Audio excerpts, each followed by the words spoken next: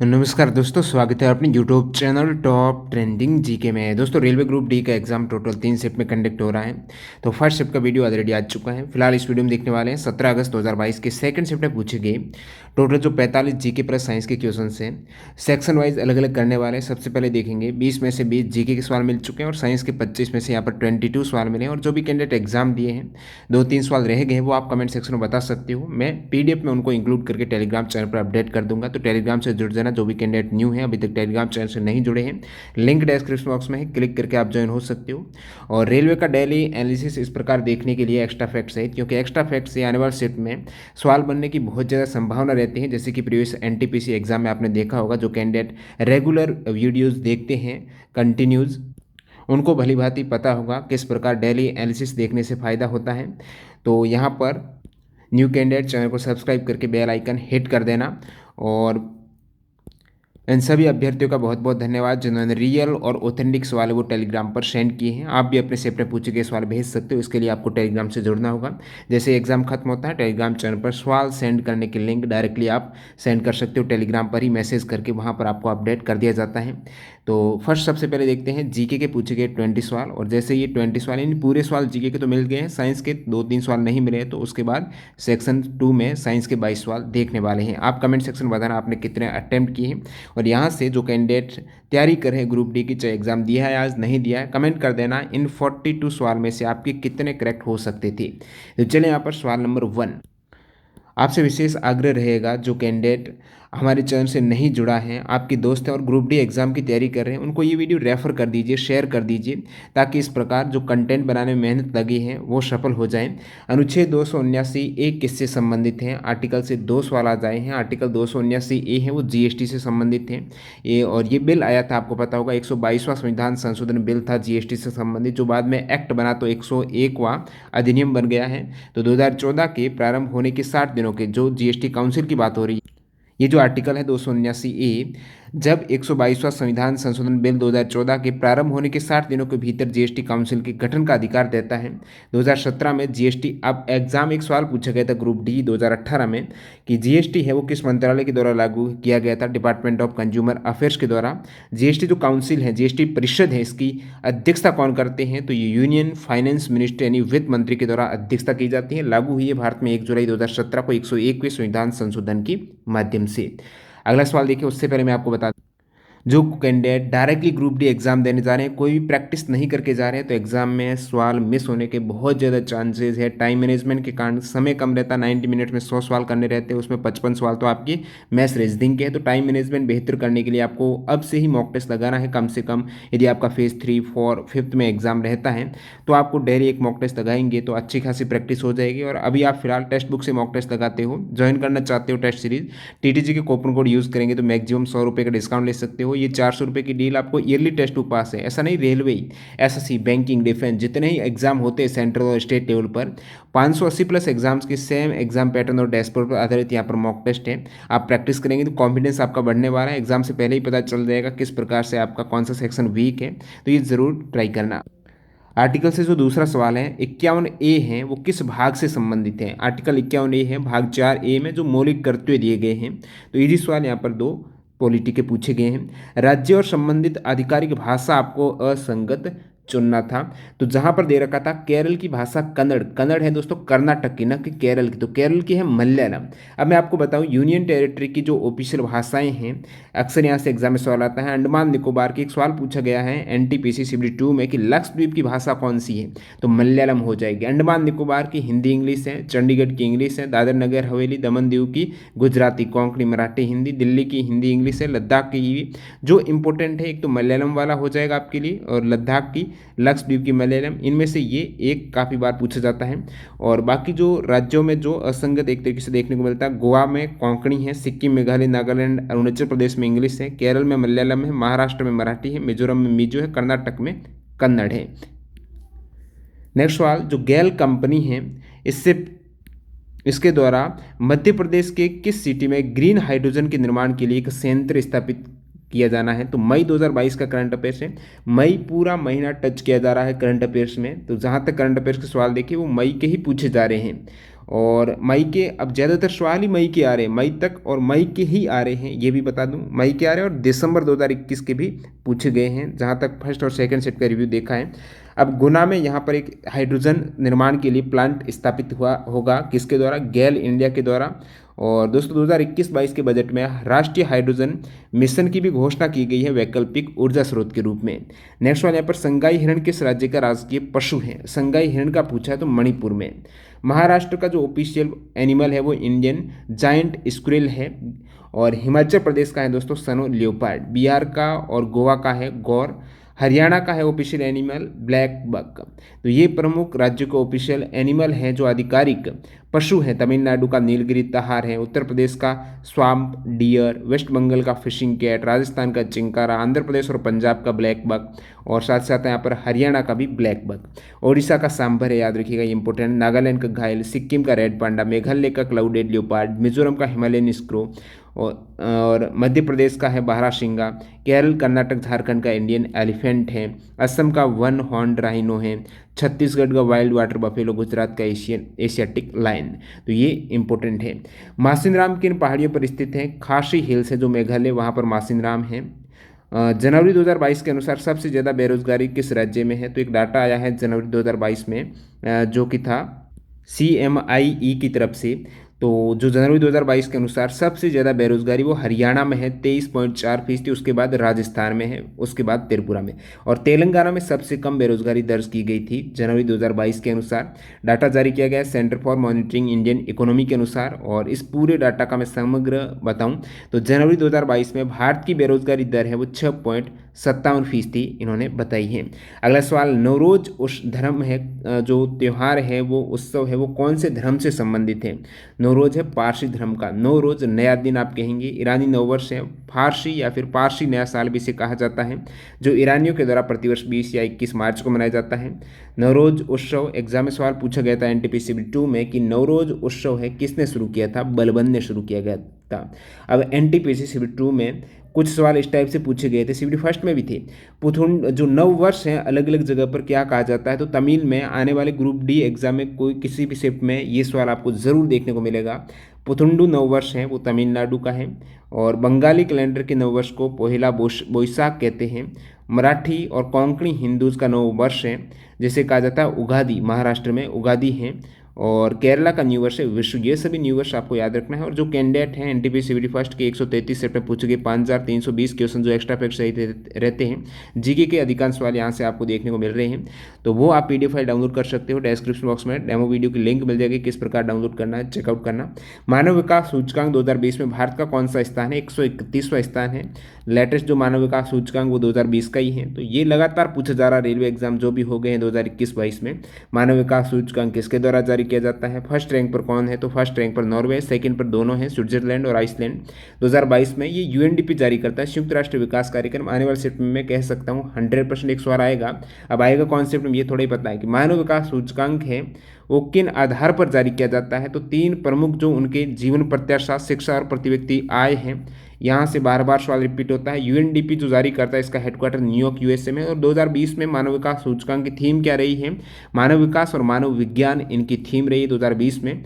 और 2020 में भारत, देखिए एक NTPC CBT 2 में आया था मानव विकास सूचकांक, मानव विकास से काफ़ी सवाल थे CBT 2 में, जिसमें एक अलग से ही सवाल पूछ लिया स्टूडेंट शायद नहीं पढ़ा होगा कि 2020 में भारत है किस श्रेणी में आया था मानव विकास सूचकांक में? 131वीं तो रैंक है, लेकिन यहाँ पर 4 कैटेगरी में विभक्त था। तो कैटेगरी थी मध्यम मानव विकास वाले देश हैं, जो कि स्कोर किया था भारत ने 0.645, जो कि मध्यम के केस में आ जाएगा इस वाली कैटेगरी में। टॉप जो नॉर्वे है ना उसका स्कोर है 0.957। नेक्स्ट वाला लिखते हैं, सबसे बदतर स्थिति है नाइजर की। कौन सी नदी अमरकंटक की पहाड़ियों से निकलती है? नर्मदा नदी, अमरकंटक। मृदा अपरदन रोकने के लिए क्या सही रहेगा? तो यहाँ पर विकल्प थे, इनमें से आप समोच्च रेखीय जुताई कहेंगे जो ढलान वाली जगहों पर की जाती हैं, सीढ़ीनुमा सोपानी है, कृषि है, वृक्षारोपण है, ये सभी मृदा अपरदन को रोकने के उपाय हैं। मुख्यमंत्री बसवराज बोम्मई ने योग के माध्यम से पुरानी बीमारी और जीवन शैली संबंधी विकारों को दूर करने और उन्हें ठीक करने के लिए एक स्वास्थ्य ऐप लॉन्च किया है जिसका नाम था आयु। तो ये स्वास्थ्य ऐप किस राज्य ने लॉन्च किया है? हालांकि सवाल में मेंशन था मुख्यमंत्री बसवराज बोम्मई, यानी जिन कैंडिडेट को पता होगा सभी राज्यों के मुख्यमंत्री और राज्यपाल फिलहाल कौन है, इजीली जिनको ये नहीं पता था कि आयु कौन से राज्य ने, यदि ये मेंशन नहीं करते तो थोड़ा डिफिकल्ट सवाल बनता था, लेकिन कैंडिडेट ने इजीली कर दिया। बसवराज बोम्मई कर्नाटक के सीएम है तो ये इजीली हो जाएगा। 29 मई 2022 का करंट अफेयर्स है तो आप देख सकते हो। When was the Indian museum act पास हुआ था? 1910 में। भारतीय जो म्यूजियम अधिनियम है 1910 में। भारत की राष्ट्रीय आय को सबसे पहले किसके द्वारा मापा गया था? तो दादा भाई नौरोजी के द्वारा, जिन्हें grand old man of India के नाम से जाना जाता है। इन्होंने 1876 में राष्ट्रीय आय का पहला आकलन किया था। राष्ट्रीय आय का अनुमान लगाने में वैज्ञानिक प्रक्रिया अपनाने वाले पहले व्यक्ति थे वो डॉक्टर VKRV राव थे 1931 में। फिलहाल जो केंद्रीय सांख्यिकी संगठन है उनके द्वारा ये प्रथम शिफ्ट में आया था। किसके द्वारा? राष्ट्रीय आय का अनुमान। तो 1955 से लगातार ये तैयार कर रहा है। और बात करूँ राष्ट्रीय आय का अनुमान, पहला जो ऑफिशियल आधिकारिक प्रयास हुआ था वो PC महालनोबिस के द्वारा 1949 में किया गया था। हाजी अली दरगाह है वो कहाँ पर है? वर्ली तट जो मुंबई है वहाँ पर हाजी अली दरगाह है, जिसका निर्माण है जो 1431 में कंप्लीट हुआ था हाजी अली शाह बुखारी की स्मृति में। अगला सवाल, भेल से पूर्व था हेवी इलेक्ट्रिकल लिमिटेड है, इसकी स्थापना कब हुई थी? तो इसकी हुई थी 1956 में। 29 अगस्त 1956 को हेवी इलेक्ट्रिकल्स लिमिटेड की स्थापना हुई थी। तो ये नंबरिंग नहीं हुई है, शायद एक आध सवाल में थोड़ा गड़बड़ी हो सकता है। देखिए एक लास्ट में स्टूडेंट ने सवाल भेजा था कि पंचायती राज में महिलाओं का आरक्षण, और तो आप कमेंट करना वो सवाल था या फिर नहीं था, उसको मैंने लास्ट में नंबरिंग कर दिया है तो वो नहीं होगा, तो ये आपका 20वां हो जाएगा। भेल से पूर्व ये तो था ही था। हेवी इलेक्ट्रिकल लिमिटेड की स्थापना कब हुई है? तो ये 1956 को हुई थी। उसके बाद ये विलय हुआ था इसका भेल में, तो भेल में वो 1964 में हुआ था। तो 29 अगस्त 1956 को इसकी हुई थी। भेल हो गई, गेल हो गई, ये फिलहाल महारत्न है, इनको दर्जा मिला था महारत्न का 2013 में। कोरपा की फुल फॉर्म क्या है? कोपरा, ठीक है, कंज्यूमर प्रोटेक्शन, ये कंज्यूमर प्रोटेक्शन एक्ट हो जाएगा। कोपरा था, कोरपा नहीं, कोपरा। और ये फिलहाल पहले एक्ट 1986 में पारित हुआ था, अभी फिलहाल इसको रिप्लेस करके 2019 में दोबारा यहाँ पर संशोधन हुआ। TP ओशेप को किस क्षेत्र में द्रोणाचार्य 2021 अवार्ड दिया गया है? द्रोणाचार्य अवार्ड हो गया। जो भी मैं आपको होमवर्क बताऊंगा आगे कौन से आपको याद रखने आने वाले शिफ्ट के लिए।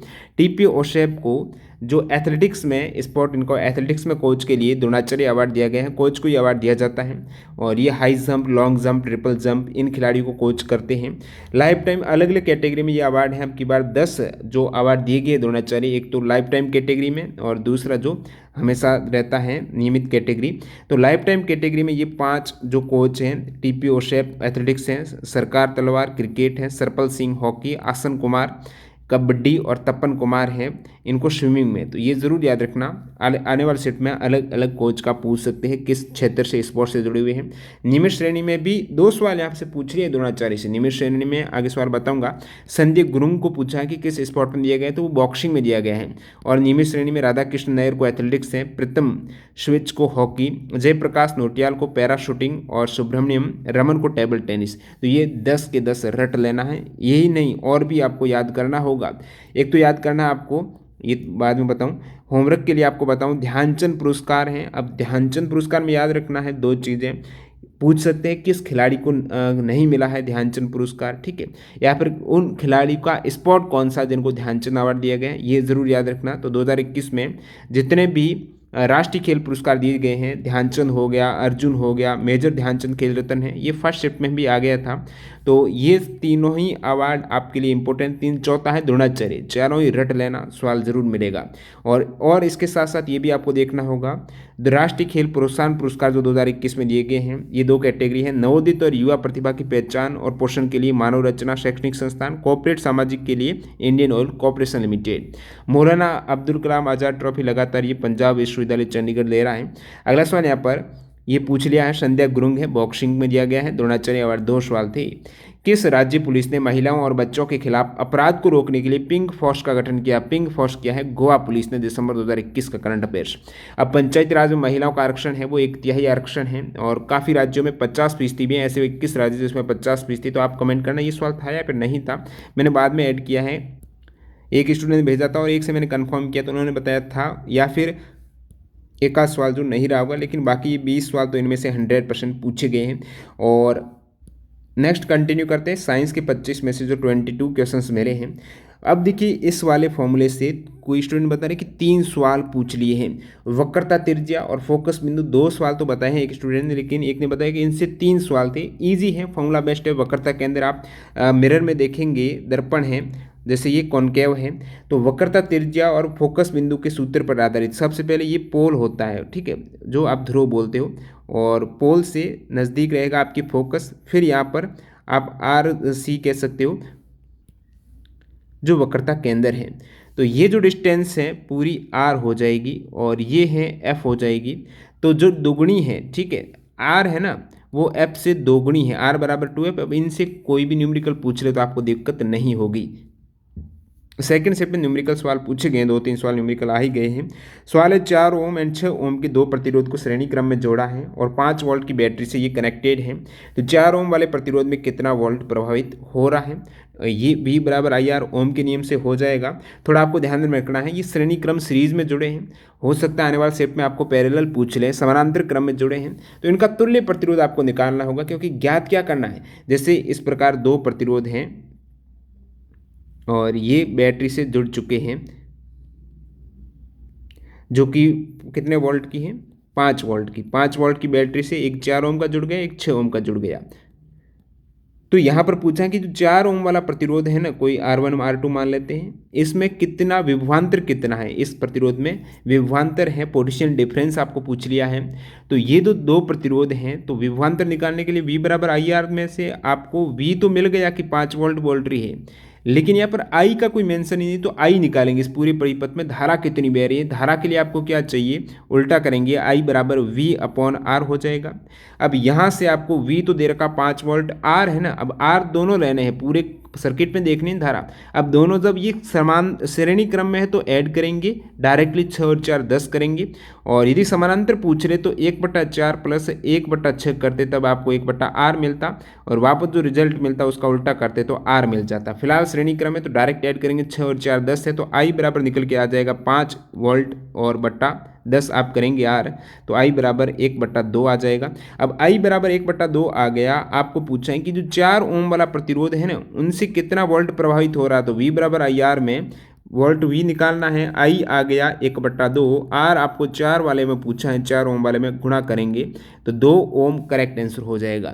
नेक्स्ट वन, यहाँ पर एक अवतल दर्पण से 25 सेंटीमीटर दूर बिंब रखा है और 30 सेंटीमीटर दूर उल्टा और वास्तविक उसका प्रतिबिंब बनता है, तो आवर्धन बताओ, मैग्निफिकेशन आवर्धन का पूछा है। यहाँ पर M ज्ञात करना है।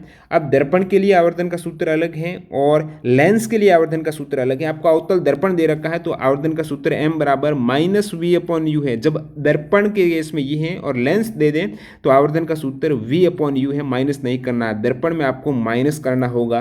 तो उत्तल और अवतल दर्पण के लिए V और U ये होते क्या हैं?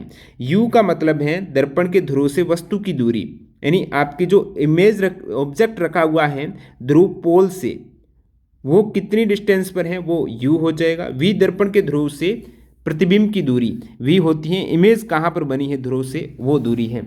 अब यहाँ से F फोकस दूरी होती है, लेकिन फिलहाल आपको प्रतिबिंब और बिंब की दूरी दे रखी है, M इजीली निकाल सकते हो।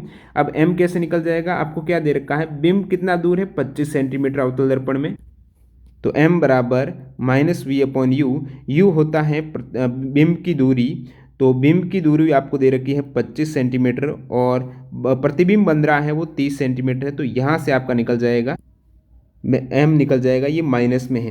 अब हो सकता है सवाल में आपको ये दे दें कि U दे दे बिंब की दूरी, V दे दे प्रतिबिंब की दूरी, आपको पूछ रहे त्रिज्या क्या होगी, तो ये रहता है इसका दर्पण सूत्र, आप कहेंगे इसे। तो ये सूत्र इंपॉर्टेंट है दर्पण के लिए। और यहाँ पर फोकस दूरी दे दे तो आपको पता है F बराबर R/2 है, तो R के F के स्थान पर R/2 लिखा, तो ये सूत्र आ गया। बाकी ये दर्पण के लिए इंपॉर्टेंट है। लेंस के केस में यहाँ पर आपको माइनस करना पड़ता है। और आवर्धन का सूत्र रहता है प्रतिबिंब का आकार बटा वस्तु का आकार, और इसको आप दूरी के केस में ये -V/U कर सकते हो। एक समान प्रतिरोध R के तार को यदि 2 समान भागों में विभाजित करें तो प्रत्येक भाग का प्रतिरोध क्या होगा? तो समान प्रतिरोध हैं, पूरे मोटा छोटा नहीं है, पूरे तार का एक ही प्रतिरोध R है, उसको 2 भागों में विभक्त कर दिया तो लंबाई कितनी हो जाएगी, L/2 हो गई दोनों की। अब आपको पूछा है प्रत्येक भाग का प्रतिरोध होता है क्या है, फॉर्मूला आर बराबर रो एल अपॉन ए होता है। अनुप्रस्थ काट का क्षेत्रफल तो समान रहेगा, आप यदि इस प्रकार हॉरिजेंटल उसको काटते ना तो बदल जाता है अनुप्रस्थ काट, नहीं तो अनुप्रस्थ काट है जो तार का वायर का ये वाला क्षेत्रफल है अनुप्रस्थ काट का वो तो समान रहेगा। तो आप कहेंगे आर बराबर रो क्या है, रो फिक्स है प्रतिरोधकता उसकी, एल बट्टा ए, अब एल हो गया एल बट्टा 2 हो गया, लंबाई यहाँ पर आधी हो गई बट्टा ए करेंगे तो आर बराबर कितना हो गया, आर बराबर आप कहेंगे जो सेकंड आर हैं जो अलग अलग भाग का आर डैश करते हैं वो हो जाएगा यहाँ पर रो एल अपॉन ए को आप क्या लिखेंगे आर लिखेंगे और बट्टा 2 तो है ही है तो आर बट्टा 2 आंसर हो जाएगा। फ्लेमिंग वाम हस्त नियम जो फ्लेमिंग लेफ्ट हैंड रूल है उसमें किसके बारे में, डायरेक्शन के बारे में पूछा है। तो बाएं हाथ को जब लेफ्ट हैंड की 3 फिंगर को आपकी एक अंगूठा है सबसे पहले, उसके बाद यहाँ पर आपकी आ जाती हैं इंडेक्स फिंगर और फिर यहाँ पर दूसरी फिंगर रहती हैं वो मिडल वाली रहती हैं। 3 फिंगर जब आपकी 90 डिग्री के एंगल में रहेगी लंबवत फैलाई जाती हैं तो जो अंगूठा रहता है वो आपको क्या दर्शाएगा, चुंबकीय बल अंगूठे की दिशा में, जो फोर्स है चुंबकीय बल अंगूठे की दिशा में होगा और जो तर्जनी है वो चुंबकीय क्षेत्र की दिशा को, इसके पास वाली जो अंगुली है अंगूठे के पास की जिसे आप तर्जनी बोलते हो वो दर्शाएगी आपकी चुंबकीय क्षेत्र की, फील्ड है चुंबकीय उसकी दिशा को, चुंबकीय क्षेत्र की दिशा को। और मध्यमा है चालक में बहने वाली धारा, मिडिल है वो चालक में बहने वाली धारा। अब जो भी पूछा है वो आप कर सकते थे। अगला सवाल देखते हैं यहाँ पर, कौन सा अलैंगिक जनन का प्रकार नहीं है। अब अलैंगिक जनन के प्रमुख 6 प्रकार में विखंडन, मुकुलन, बीजाणु का बनना, पुनर्जनन और खंडन ये होते हैं और कायिक वाला। तो 6 यहाँ पर प्रकार में जो नहीं रहेगा इनमें से वो करेक्ट करेंगे आप, वो नहीं था अलैंगिक प्रजनन में। अब प्रकार में भी आपको बाइनरी फिजन के उदाहरण पूछा जाता है तो अमीबा, पैरामीशियम, लेशमिनिया इसके उदाहरण हैं। बहुविखंड के उदाहरण पूछे तो प्लाज्मोडियम है, मुकुलन के पूछे तो हाइड्रा और यीस्ट है। ठीक है, तो ये सभी उदाहरण भी आपको पता होना चाहिए। नेक्स्ट सवाल, आलू पर आयोडीन के घोल को गिराएंगे तो जो हिस्सा आयोडीन के घोल के संपर्क में आता है वह किसकी उपस्थिति के कारण नीला काला हो जाता है। अब आयोडीन में होता है स्टार्च तो उसकी उपस्थिति के कारण उसका कलर वो नीला हो जाता है। पौधे में गैस का विनिमय किसके कारण होता है, रंध्र के कारण होता है, स्टोमेटा के कारण होता है। कौन सा बैक्टीरिया पीने और नहाने के पानी में मल प्रदूषण के प्रसिद्ध संकेतक हैं। तो बैक्टीरिया है, ई कोलाई है, वो बता देगा ये प्रदूषित जल है। अगला सवाल, निम्न चित्र में आपतित किरण और निर्गत किरण बताइए। अब आप कहेंगे चित्र कहाँ गया, तो इस प्रकार से कोई चित्र था जिसमें ये कोई किरण आई है और यहाँ प्रिज्म मान सकते हो, यहाँ से इस प्रकार वो चली गई है। ठीक है, अपवर्तनांक में डिफरेंस के कारण जो सघन और विरल माध्यम में जाने के कारण ये थोड़ी डायरेक्शन चेंज हो गई। तो आपको पूछा आपतित, ये आपतित हो जाएगी। फिर इसमें इमेज में पूरा इस टाइप से आगे डैश डैश डैश थे तो आपको पूछा निर्गत कौन सी, तो फिर आपको जो दे जैसे ए बी सी डी कर दिया तो आप कहेंगे ए बी है वो आपतित है, सी डी है वो निर्गत किरण है। अब अगला सवाल है, साइक्लोहेक्सेन में कितने कार्बन बंध और कितने हाइड्रोजन बंध मिलकर कितने सहसंयोजक बंध बनाते हैं। अच्छा सवाल, तो साइक्लोहेक्सेन का आपको सबसे पहले तो पता होना चाहिए किस प्रकार डायग्राम बनता है। तो C6H12 है ये इसका स्ट्रक्चर है। तो जिसमें आप देखेंगे साइक्लोहेक्सेन है ना कि हेक्सिन में एक डबल बॉन्ड बन जाता है, 2 हाइड्रोजन कम हो जाता है, लेकिन ये हेक्सेन है ना तो C6H12 है। तो इसमें आप देखेंगे कार्बन और कार्बन के मध्य कितना बंध है, 1 2 3 4 5 6, तो 6 कार्बन और कार्बन के मध्य। और हाइड्रोजन बंध कितने हैं, तो हाइड्रोजन बंध आप कहेंगे कितने हैं, 12 हाइड्रोजन है तो 12 बंध हाइड्रोजन बंध। कितने सहसंयोजक बंध बना रहे हैं, तो 12 और 6 18, यहाँ पर सभी सहसंयोजक बंध ही बन रहे हैं तो 18 सहसंयोजक बंध। तो 3 ब्लैंक थी, 6 12 18 करके आपको फिल करना था। बुझे हुए चूने की रिएक्शन है वो क्लोरीन से कराएंगे तो क्या बनेगा, बुझा हुआ चूना है तो CaOH का हॉल्टवाइज कार्बन कैल्शियम हाइड्रोक्साइड हो जाएगा। इसकी क्लोरीन से रिएक्शन कराएंगे तो आपको CaOCl2 जो ब्लीचिंग पाउडर का फॉर्मूला है साथ ही साथ जल निकलने वाला है। यदि क्लोरीन गैस की रिएक्शन है वो कैल्शियम ऑक्साइड बिना बुझे हुए चूने से कराएं रेड हॉट की उपस्थिति में तो आपको कैल्शियम क्लोराइड और ऑक्सीजन मिलता है।